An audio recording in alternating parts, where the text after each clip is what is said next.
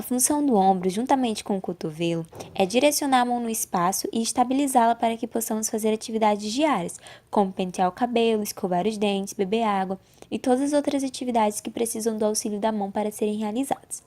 A articulação do ombro faz parte do esqueleto apendicular e está localizado na parte superior do corpo, próximo ao pescoço e nas extremidades superiores do tórax. Ela é uma das articulações mais complexas do corpo humano e realiza movimento nos três planos, sagital, coronal e transversal, sendo eles flexão, extensão, hiperextensão, abdução, adução, abdução horizontal, rotação lateral e rotação medial. Em relação à anatomia do ombro, podemos observar três ossos: clavícula, escápula e húmero. A clavícula forma a porção ventral da cintura escapular, é um osso longo e curvado. A clavícula possui extremidade acromial da clavícula, linha trapezóidea, tubérculo conoide, extremidade external da clavícula e também possui o sulco para o músculo subclávio. O próximo osso é a escápula. A escápula é um osso par, chato, bem fino, podendo ser translúcidos em certos pontos. Forma parte dorsal da cintura escapular. Tem a forma triangular, apresentando duas faces, três bordas e três ângulos.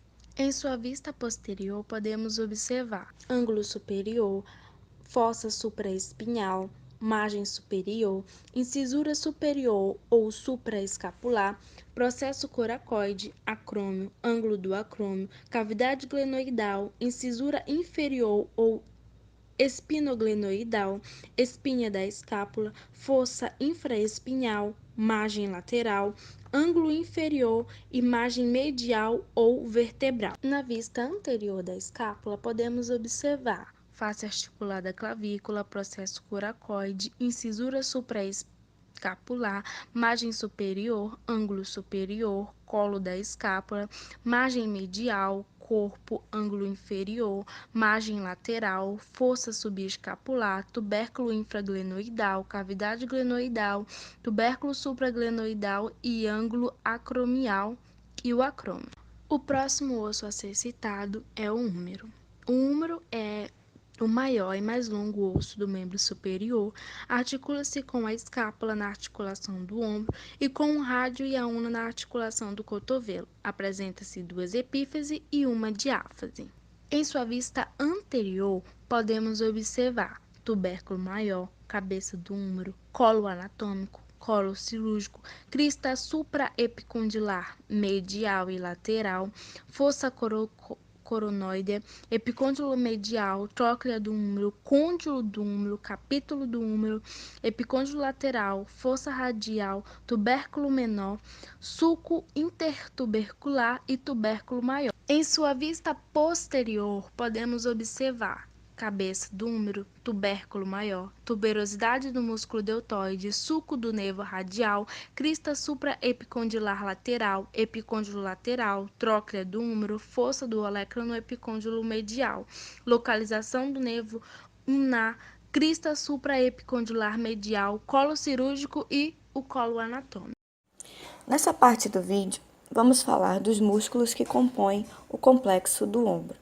Para ficar de forma didática, vamos separá-los em dois grandes grupos: os músculos que atuam sobre o húmero e os músculos que atuam sobre a escápula. Fazendo um breve resumo, os músculos que atuam sobre o húmero são peitoral maior, latíssimo do dorso, deltoide, supraespinhal, infraespinhal, subescapular, redondo maior, redondo menor e coracobraquial. O supraespinhal, infraespinhal, subescapular e redondo menor fazem parte do grupo chamado manguito rotador, que são responsáveis pela estabilização da articulação glenohumeral. Músculos que atuam sobre o húmero. Peitoral maior. Tem função de flexão, adução e rotação interna do braço. Latíssimo do dorso. Extensão, adução e rotação interna do braço e traciona o ombro para baixo. Deltoide. Fibras mediais, abdução do braço, As fibras anteriores fazem flexão e a rotação interna do braço. As fibras posteriores fazem extensão e a rotação externa do braço. Supraespinhal. Tem a função de abdução do braço e leve rotação externa. Infraespinhal. Rotação externa do braço e leve adução. Subescapular. Rotação interna do braço. Redondo maior. Adução, extensão e rotação interna do braço. Redondo menor. Rotação externa do braço. Córaco braquial, flexão e adução do braço. E os músculos que atuam sobre a escápula são trapézio, romboide maior, romboide menor, levantador da escápula, peitoral menor e serrátil anterior. Músculos que atuam sobre a escápula. Trapézio. Na sua porção superior, ele faz a elevação escapular. Na sua porção inferior, depressão escapular, rotação, adução e estabilização da escápula. Romboide maior e romboide menor têm as mesmas funções: adução, estabilização, rotação da escápula e reduz o seu ângulo lateral. A diferença entre os dois é apenas a sua origem. Levantador da escápula.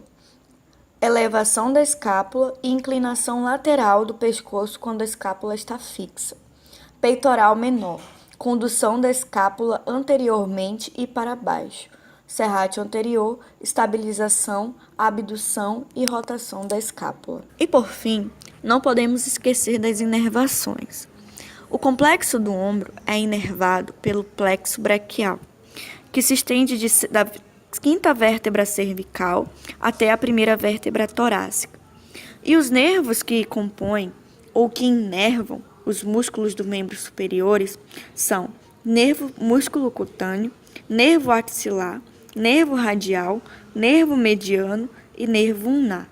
Para ficar de forma simples e você lembrar o nome de todos eles, você pode usar a abreviação de MARMU para ficar de forma simples e que você possa lembrar a sequência das inervações dos músculos do complexo do ombro. Na área da saúde, existe uma preocupação crescente dos diversos profissionais em aprimorar conhecimentos técnicos e científicos, estimulando assim seu desenvolvimento e aumentando suas responsabilidades, de forma que o nível de assistência prestada ao cliente, família e comunidade seja qualificado. Assim, faz-se necessário obter uma boa anamnese para que se obtenha os dados do paciente e promova uma boa propedêutica e um bom diagnóstico. Nesta etapa, nós colhemos todos os dados pertinentes à avaliação e à entrevista e, com isso, podemos também usar diversos parâmetros. Um exemplo desse é a goniometria, que será falado logo adiante. A goniometria é uma técnica de avaliação usada para determinar restrições de amplitude de movimento. É executado com o auxílio de um pequeno aparelho chamado goniômetro universal, que consiste em duas artes plásticas unidas no círculo marcado em graus e presas em um fulcro.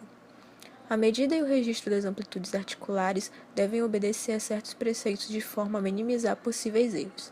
É fundamental conhecer os valores de referência considerados normais para cada movimento articular.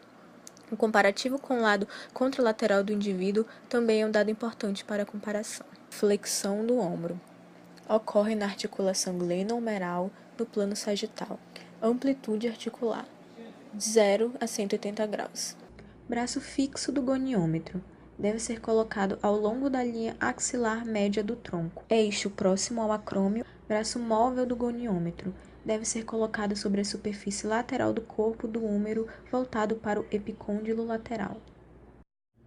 O movimento representa o retorno da flexão e ocorre no plano sagital. Braço fixo, linha axilar média do tronco.